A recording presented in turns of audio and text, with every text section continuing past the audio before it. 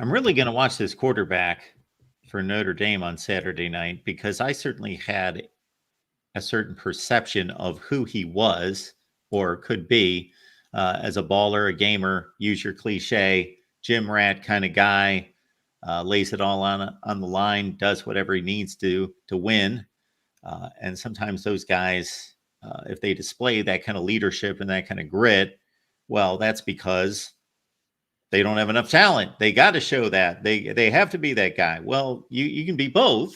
You can have really good talent and also have a fiery spirit and do everything you possibly can to win. And Riley Leonard, even in this chat, has taken some shots as being like the next Tyler Buckner. But you're telling me different in regards to being able to make the throws. That's the key, right? I mean, he's a guy that absolutely has a more proven track record than what Tyler Buckner did as a passer. And you look at his first season at Duke, there's some things he's going to have to improve on. One of the things I've talked a lot about is he's going to have to be a little bit more accurate hitting the deep ball. There's some games he's really on.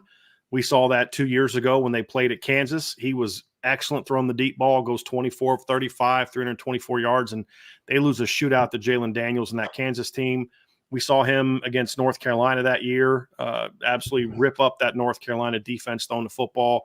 Did the same thing when he outdueled Sam Hartman that year, went 29 of 41 for 391 yards and 4 touchdowns. So, I mean, he's had some of those performances, and he doesn't have the turnover issues that Tyler Buckner had.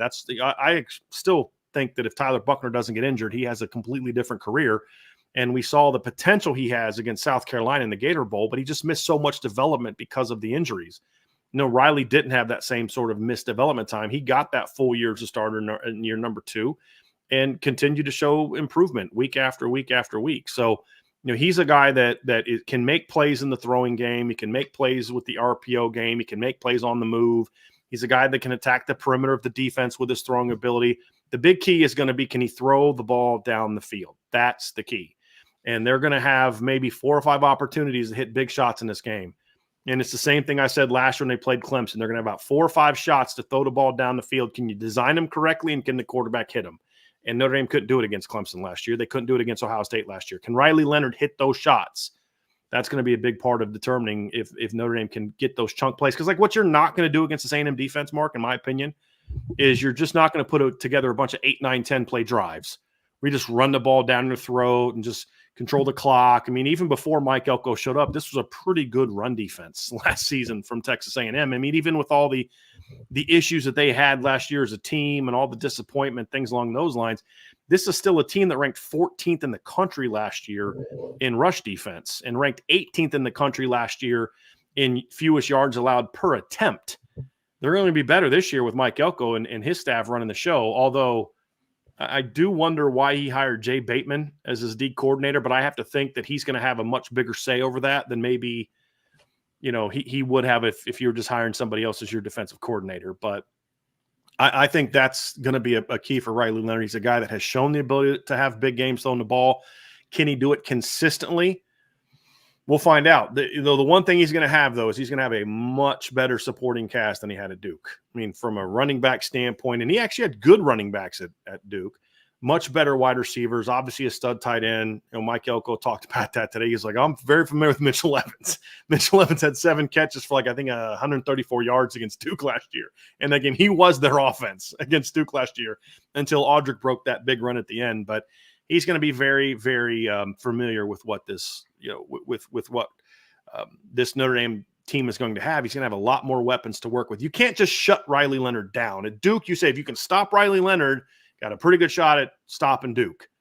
If your focus is on stopping Riley Leonard at Notre Dame, it's like, okay, but how do you do that and stop Jeremiah Love and Jadarian Price in the backfield and Mitchell Evans at tight end and Chris Mitchell and Jaden Greathouse and Bo Collins and Jaden Thomas and Jordan Faison and guys like that at wide receiver? It's a different animal than what you had to do when you were trying to prepare against him when he was at Duke. Brian, I don't want to put these two players on completely different levels. I'll get your assessment here. But on Saturday, did we see in Haynes King a slightly poor man's Riley Leonard? Yes, I think as a runner, very similar. I would say Riley's probably a tad faster, but very similar. 6'4", long, instinctive runner, natural runner, even something simple like, do you remember that run he had? I think it was on a a second or third down. And it was like second and 10, third and 10. And he starts to run outside, and the guy for A&M has an angle on him. So he just little slight bounce. And that little slight bounce allows him to outrun the defense to the sideline and get into a short yardage situation. And he's just instinctive as a runner. And Riley's instinctive as a runner as well. And he's fast. I mean, you go watch the touchdown run he had against Clemson last year, where he breaks a tackle in the backfield on 3rd and 4 near midfield and then just outruns the defense to the end zone. That's a Clemson defense that had some guys who can run. So very similar. Where I would say that the biggest difference is Riley is a more natural thrower, much quicker release. Haynes King has a bit of a longer release, a little bit of a shot put at times, not super accurate, and he turns the ball over a ton. He had 16 picks last year. Riley Leonard doesn't turn the ball over as much. Now, part of that is he played in a very conservative offense at Duke. He's going to play in a more aggressive offense at Notre Dame, but he's a guy that protects the ball. So as athletes, as runners, as dual threat guys, very, very similar. The biggest difference is I believe Riley Leonard has a much more impressive track record as a thrower and what he can do from the pocket, and that's still part of Haynes King's game that is still needing work. Although he protected the ball pretty well against Florida State on Saturday. That's a big part of that game. He didn't have those bad turnovers that would get them in trouble at times last year. And I think we threw 16 picks last year. Yeah. Protected the ball well on Saturday, and that's something that helped them, win that football game. College football is even more exciting with some action on the line. And the games are even better when you're cashing in.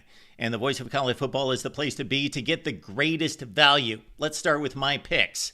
75% against the money line, 58% against the spread. I've got a 40-year track record. In fact, in 2023, at $100 played per game, you would have netted over $9,300. And guess what? I'm just the warm-up act.